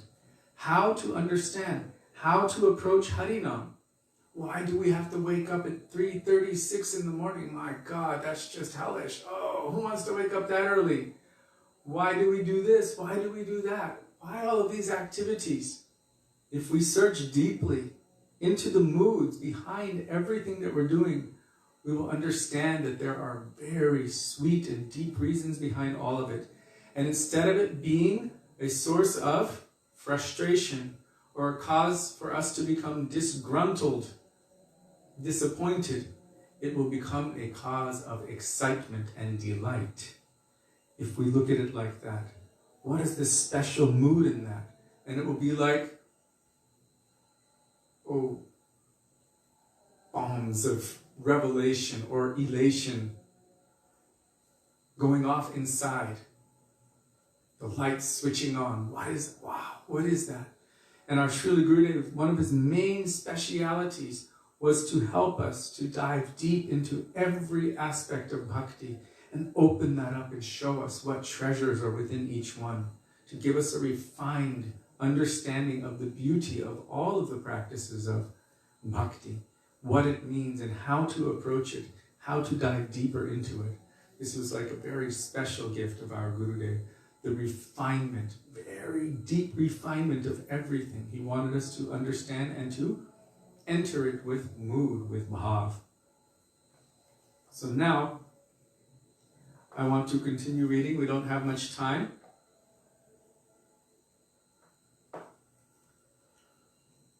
So Srila Gurudev was saying that those who have the Kanishta mindset, who have imperfect vision, they don't understand properly, they don't see properly, they will look at Bhagavan according, or the deity form, oh, his nose looks better than his nose, his eyes are better shaped than his eyes, their fingers aren't formed properly, oh, this one, oh, much nicer, oh, his arms are long, his are not long enough.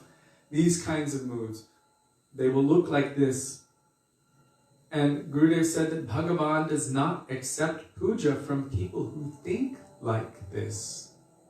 He doesn't accept the worship of people who have these kinds of material discriminations, because they're looking at their own deity, of course, in that same kind of way, in terms of the material. So then Srila Gurudev said, they also consider the dust of the feet of Vaishnavas to be ordinary dust, and the foot water of the Vaishnavas to be ordinary water. Mahaprabhu says that the dust of the feet of the Vaishnavas and their foot water and their remnants, these are the three most powerful substances.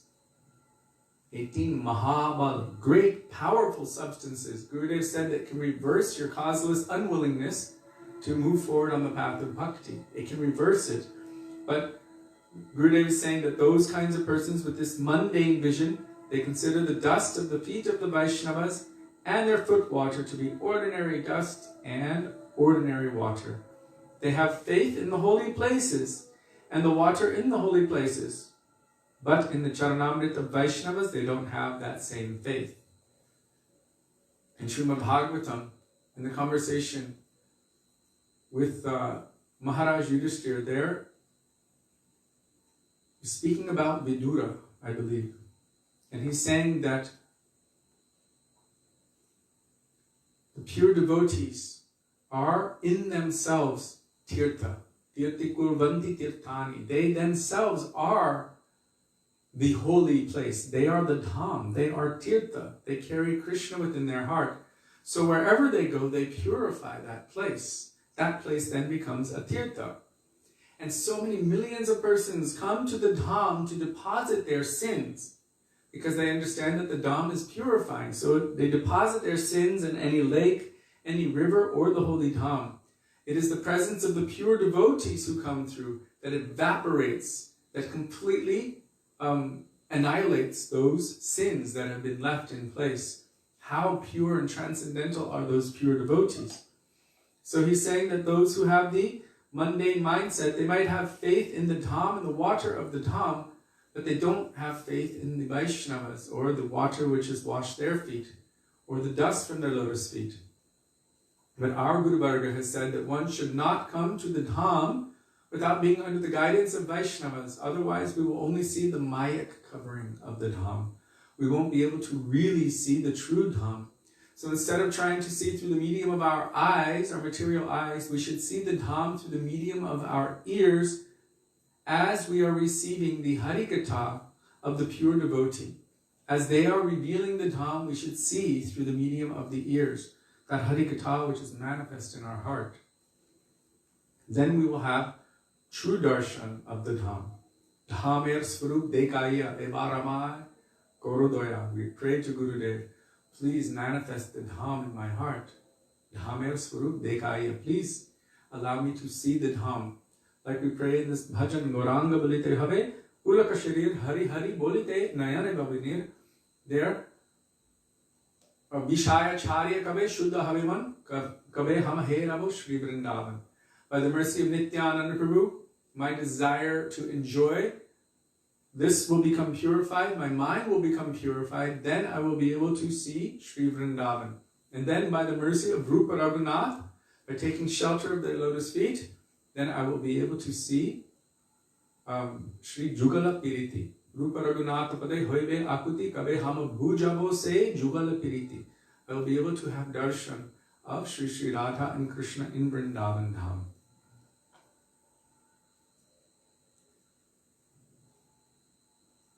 So Gurudev is speaking about these people. They have faith in the holy places and the water there, but in the Charanamrita of Vaishnavas, they don't have the same faith. They place their faith in the skin and blood of the material body, which is destined to perish. So now Gurudev is speaking to us. I don't know about you, but here, the soul is inside every type of body, but they don't understand that the Atma is a dear part of Bhagavan. It doesn't matter that the soul is bound within a material body. Its intrinsic form is as a servant of Bhagavan. Therefore, it should be respected. So often, even we use these words, I'm not this body. But if we really think about it, what or who just used the word I? The I that we're talking about is usually our idea of who I am. So I'm thinking that I am this body, and this subtle body means my identity, and then I am saying that I am not this body. It's very difficult to actually see from the perspective of the soul, but somehow we can practice that. Really, we're looking at that real thing within us, then we should understand that these are two very separate things. One is made of gross matter, the gross body, bhumir apo nalo vayu, kammano bhudir evacha, ahankara itiyamve bhina prakritir ashtada. And the subtle body is made of mind, intelligence, and ego. It is all subtle material energy. Bhaktivedanta Thakur says the greatest mistake that modern philosophers and teachers have made to date is to confuse the subtle body made of mind, intelligence, and false ego with the soul. And he says, we are sorry for that. So this is a very common mistake, that people think that their astral projection, their subtle body, they think that is my soul. But that is also material. It's material, subtle energy, like magnetism. You can't see it, but it's still energy. You can see the effect of it. You cannot see it itself, but it's still material. It is just invisible energy. But it's material. It's not spiritual. So, in the same way, we might think that this material subtle body, oh, that is my soul. But it is still made of mind, intelligence, and false ego, which is still material, subtle energy. It is different than the soul. But the soul, Krishna says, Mamai Vangsho Jiva Loke Jiva Bhuta Sanatana, that all souls are my eternal fragmented parts, and they are also Sanatan. They are eternal. They have never been created. They have always existed. They exist now and they will always exist forever. They cannot be cut, destroyed, withered by the wind, burned by fire, drowned, or anything. They are eternal. They are transcendental. And in Chaitanya Charitamrita it says, Jiver Swarupahoy, Krishner Nityadas, Krishner Tatastha Shakti Bheda Ved Prakash. That the intrinsic nature of all jivas, in every single body, even the body of that person you think is the most disgusting in this world, yes, them. There's a jiva inside that body, and that jiva is transcendental, and it is an eternal servant of Krishna. Even the most evil man you could ever think of in history. Yes, within that body there is a pure, eternal, transcendental soul, and it is an eternal servant of Krishna. It is Krishna's marginal potency, Tatastha Shakti, and at the same time different and not different from Krishna. Similar in qualities, but not in the same quantity. It is Vibhin Angsa, infinitesimal, and Krishna is Vibhu, infinite. So the infinitesimal is always dependent upon and subservient to the infinite. So here Srila Gurudev is saying,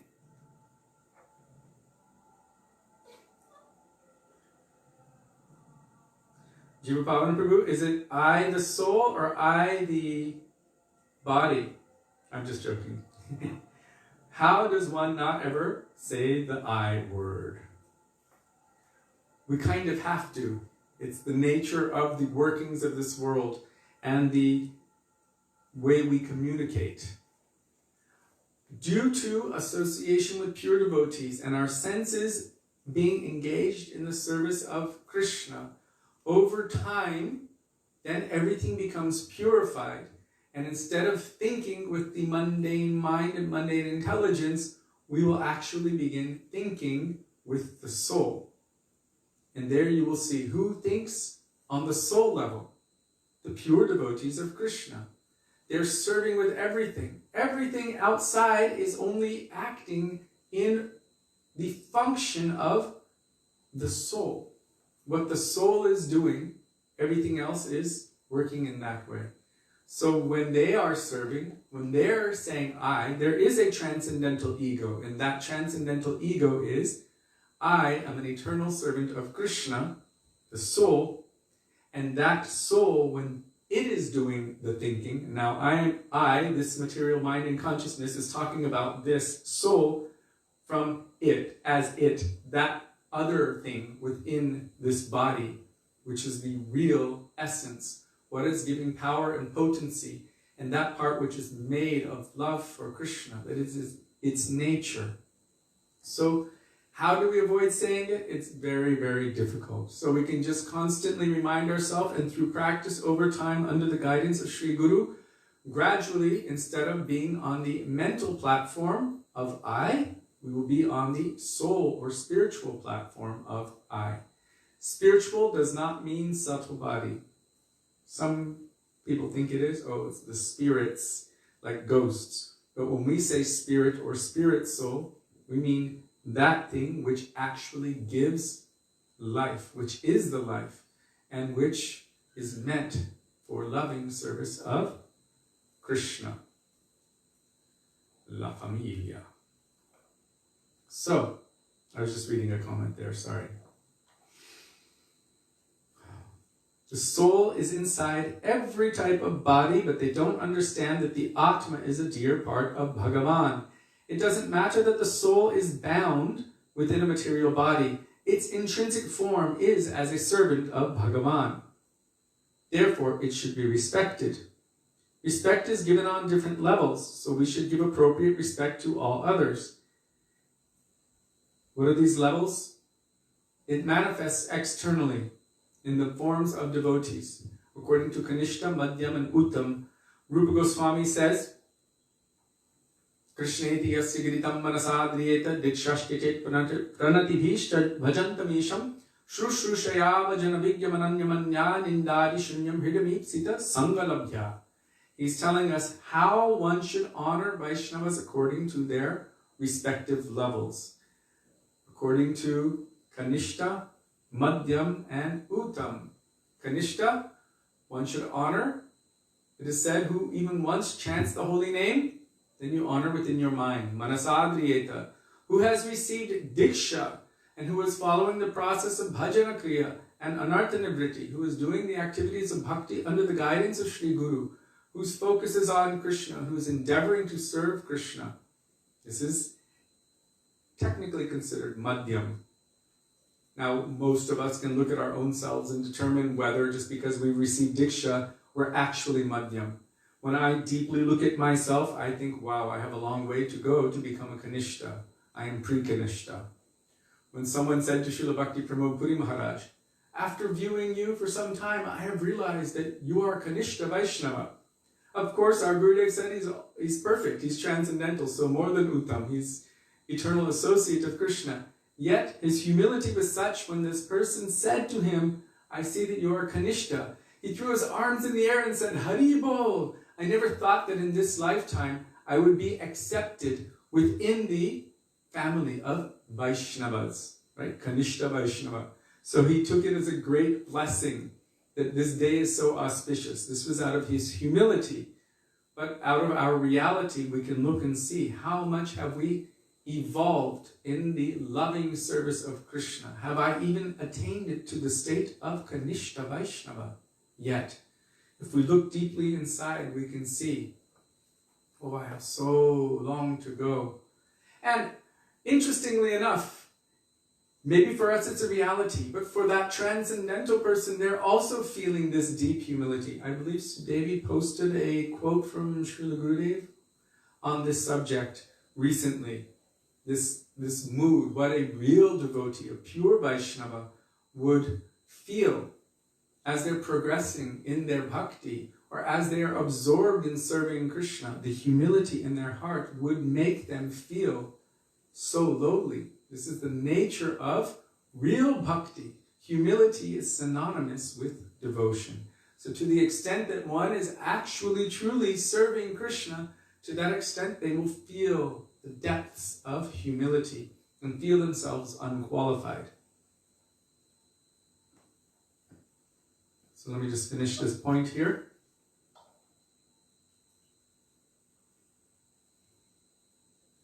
Respect is given on different levels, so we should give appropriate respect to all others. The third one I didn't mention was the Uttam Adhikari. One should surrender themselves, submit completely, take shelter of them, and receive the nectar of Krishna Bhakti Rasa from them.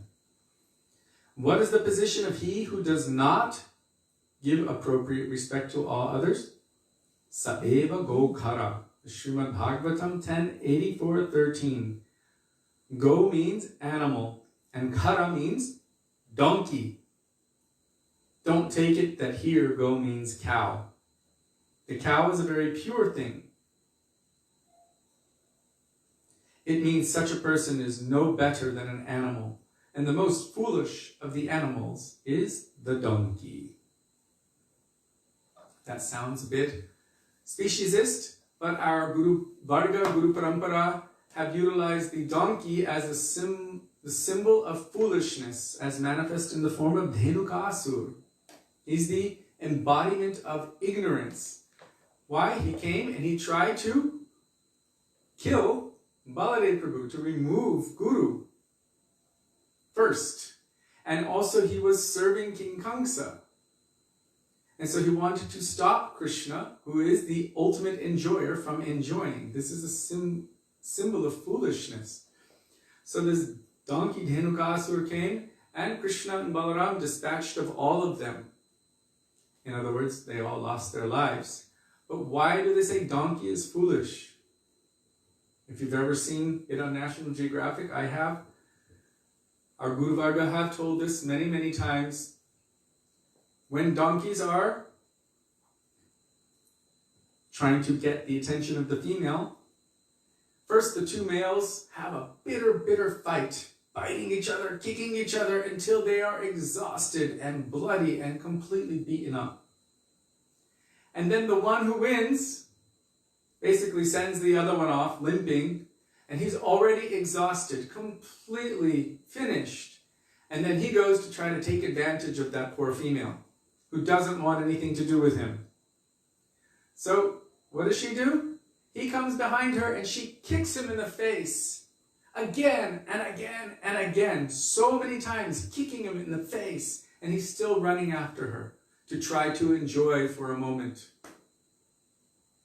So this, our Guru Varga have understood to be the embodiment of the stupidity of this material world.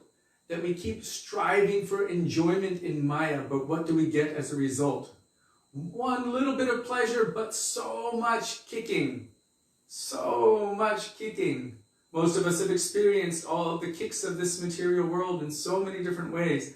A little pleasure here and there, and then poof, again and again being kicked, hit, punched, and beaten. My God, how intense is that? What is it? Chapala sukha lavalagire.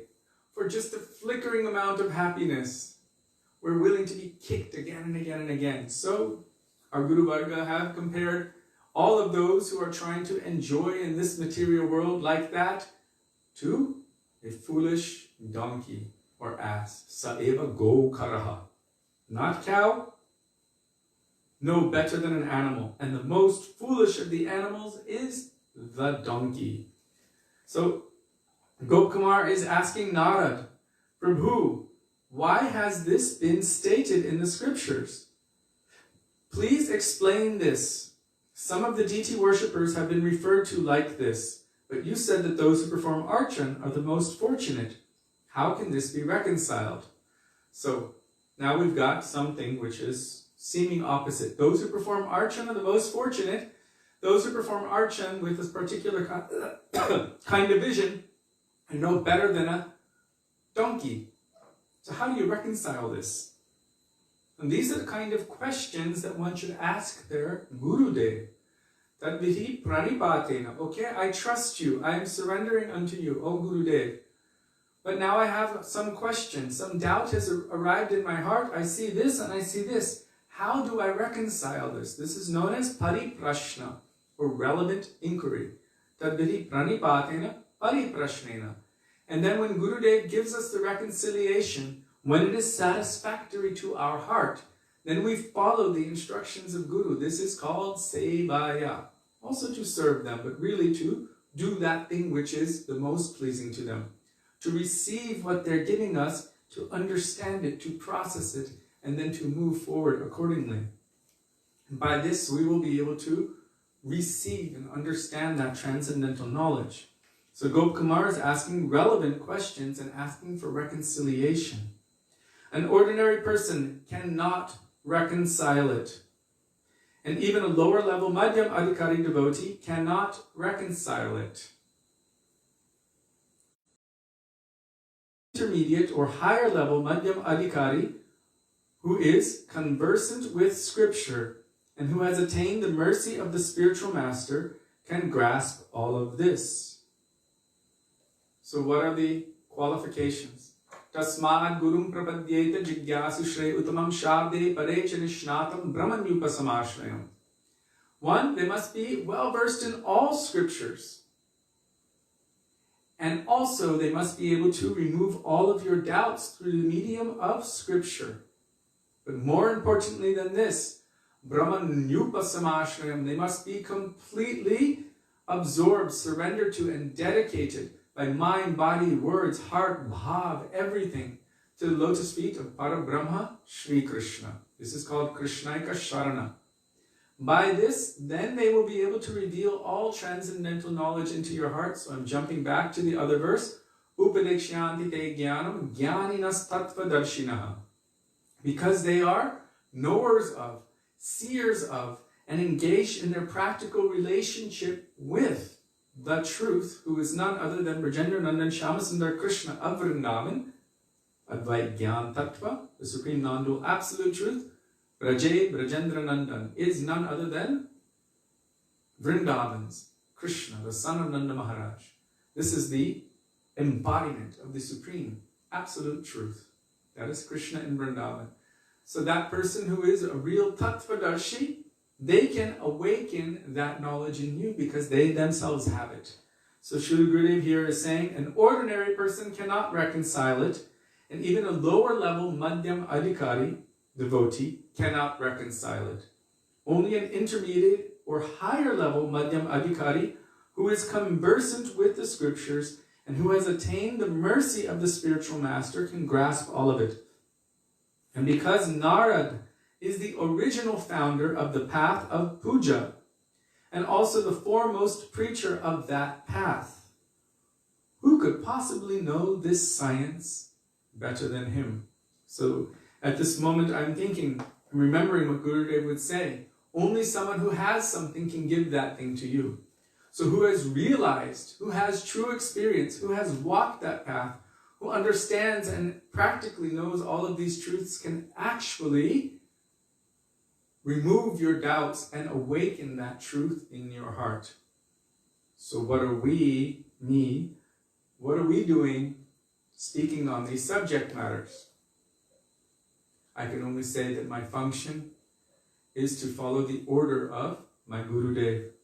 He told me that I should read a little bit, speak a little bit, read a little bit, speak a little bit, and that I should travel and inspire on his behalf, that I should, he used these words, nourish the spiritual lives of my children, and that I should repeat what he has told. As I preach, you should preach. So he has instructed that, and I told him of my disqualification, and he said, the first time when we told him, he said, what you know now, go and preach. And the second time he said, because I revealed all of my anarthas, not all of them, but some of them, lust, anger, greed, madness, envy, pride, what qualification do I have? You're telling us to tell people about Krishna, to chant the names of Krishna. What benefit will others get by hearing my recitation of the name or glories of Krishna? Because my heart is so full of all of these anarthas. And Gurudev said, oh, some Shakti will be there because you are under guidance. If one is endeavoring to follow, if one is making that effort, and they're trying under the guidance of Gurudev, then Gurudev may use them to do kirtan whenever he likes. And that is my hope, that my Gurudev may use me as his instrument to do kirtan whenever he likes. And I pray to all of you that you can petition him on my behalf, that in that process my heart might also become purified. So this is now the end of chapter 10. Next time, tomorrow, beginning chapter 11. So Srila Gurudev ki jai, Srila Prabhupada ki jai, Rupanaka Guru Varga ki jai, Gaura Bhaktivedanta ki jai, Gaura Premanande, Hari Hari Bol. Okay. I'm sure there's no other questions there. It's getting late now, it's 7:45. I didn't realize it got so late. Please forgive me for going overboard. Srila Bhaktivedanta Bharati Maharaj, he explained, now I'm going to embarrass myself. He explained that if the speaker of Harikatha comes too early, then it puts everyone else out. They weren't prepared for you to come at that time, they were prepared for you to come at a particular time. And if one continues to go too long, then it's like a symbol of ego. That I think that no one else has anything important to do, so I'm going to keep them for longer. Now, in the process of telling this, I'm keeping you for longer, but I'm looking at myself and hitting my own mind with a stick or a shoe, telling myself I should try to be more careful to not disturb any of you, that I'm more important than your time. I should have a time limit. I just don't know what my time limit is yet. So it's somewhere between 7:30 and 7:45. Anyway, please forgive me. Gaura Premanande, Hari Hari Bo. Hare Krishna, Krishna Krishna, Hare Hare, Hare Ram, Hare Ram, Ram Ram, Hare Hare, Hare Krishna, Krishna Krishna, Hare Hare, Hare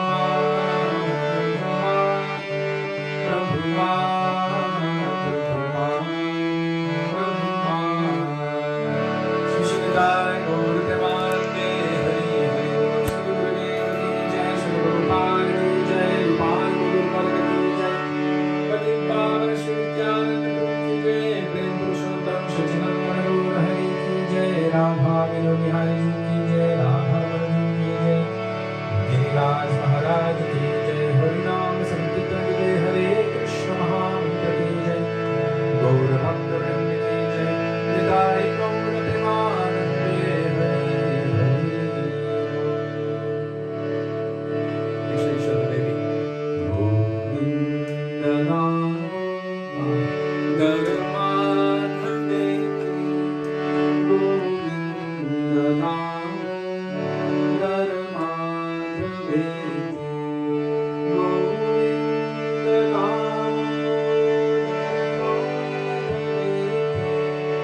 Govinda Nama Narayan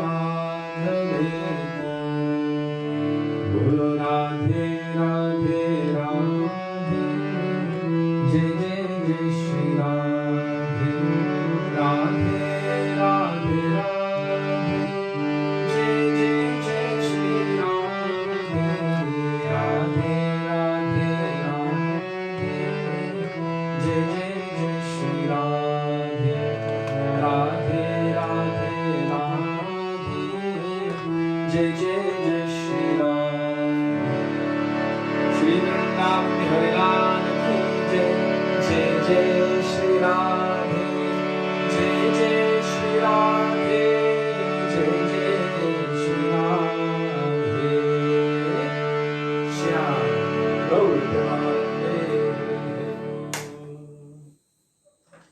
So thank you all very much for being with us today, giving us the opportunity to remember the beautiful teachings of our Gurudev and our Guru Varga, and to reflect on all of these amazing transcendental instructions they've given us.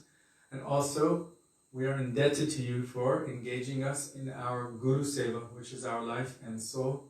So without you, we would not be able to follow that instruction. So thank you so much for that. We look forward to being with all of you tomorrow. Dandavat pranam. Hare Krishna, Radhe Radhe, Radha Vino Bihari Ju ki Jai, Shachinandan Gaur Hari ki Jai. Radhe Radhe. Radhe Radhe.